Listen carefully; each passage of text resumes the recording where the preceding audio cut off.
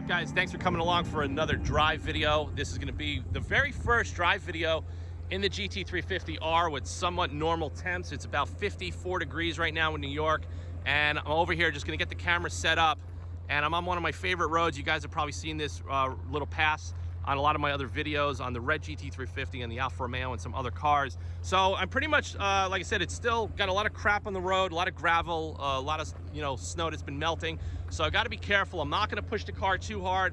I just want to zip through this quick. I'm not going to do much talking. I kind of want to get a feel for exactly how this car feels and kind of compare and contrast it to red GT350 and also other cars that I've been looking at and driving recently, particularly the Porsche Cayman GT4. Totally different animal altogether, big weight differential, and very different cars altogether. So I'm going to go zip through this road right now, and as soon as I'm done, I'm pretty much going to be out of gas. I'm going to fill up, and I'm going to talk to you guys about it. So let's get the camera strapped in and let's go for a ride.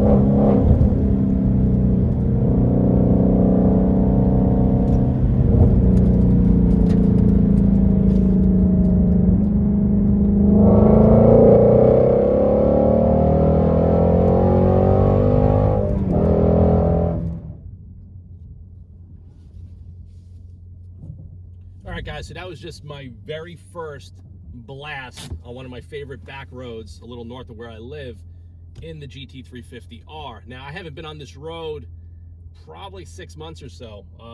And like I said, today's the first day we're getting a little bit of warmer temps. I wanted to take the car out there. But let me tell you, I've been driving a lot of Cayman GT4s lately, and Boxer Spiders, and smaller, lighter, much more nimbler cars. And let me tell you, on some of those tight, twisty back roads where you have constant elevation, bank turns, and you gotta have those really quick inputs, this is probably not the best car. I don't care what version of it is. That's where a lighter, smaller, more balanced car comes into play. You know what I mean? Like the Cayman GT4 is like 700 pounds lighter.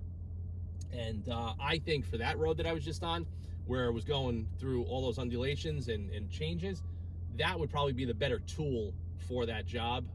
This seems to shine on the longer, sweeping, wider turns, rather than the shorter, tighter, quicker changing elevations and dips and everything else in the road. So I think, like I said, this car is incredible. The brakes are phenomenal. I haven't touched the car. It's bone stock. The last time I was up on that road was with my red GT350, which I've been driving for a number of years, and I know the platform well. That car had aftermarket wheels and tires. It was lowered, a couple other things that were done to it. So I kind of feel the same. This does feel a little bit differently. And a lot of what I'm going to tell you guys about, I'm going to do a video on the carbon fiber wheels. A lot of what I feel with the carbon fiber wheels is really a reduction in NVH, ride quality, and braking. I noticed that the braking on this car bites a hell of a lot harder. It also could be with the larger contact patch in the front, the lighter unsprung weight, and also I'm on a Cup 2 tire versus a Pilot Super Sport. That makes a huge difference. The rubber that's on your car makes a huge difference with braking. Now, this car, when I was going through some of those turns, I was getting on the brakes pretty hard, and I didn't really feel a need that I wanted my Carotech XP10s in the car. I don't think I needed it. It just felt so sure-footed, so balanced. Now, with a standard GT350 on a more street-oriented tire, I think having the better pads kind of offsets the balance between not having the stickier rubber, but then you could kind of compensate that with a better brake pad composition. So I'm pretty much out of gas. That is my first real push drive. You know, I've been doing a couple of them the last couple of days. We're like 54 degrees today. It's still a little cold. I still don't feel confident pushing any performance car, especially with a Cup 2 tire, in anything below 65 degrees. That's just my opinion. Because like I said, with a lot of power, you push the car hard, you could hit gravel, there could be dirt on the road, and this car could slide and kick out very easily, and it actually did a little bit on some of those transitions that I was going through, and I felt it, and I was getting a little bit nervous going through that, but I just wanted to do it because we don't know if this temperature is going to last. It's probably going to get colder. It is going to get colder on the forecast the next couple of days, and I just wanted to do it for my own feedback, and now I took you guys along for a ride, strapped the iPhone to my mount, and got some footage going through those roads. I don't know how it's going to look, but I'm sure it came out pretty cool because the way I had this camera set up is like being a passenger in the car with me in the cockpit, and I kind of love that view. Some guys like to do POV, point of view, with the driver. I'm planning on doing something like that soon until I fine-tune the camera method and how I want to mount it, but I do like the passenger seat and how I have that set up. It kind of gives you like a feel for being in the car with me going through those turns. I didn't do much talking while I was driving for a reason. I really wanted to concentrate on what the hell I was doing.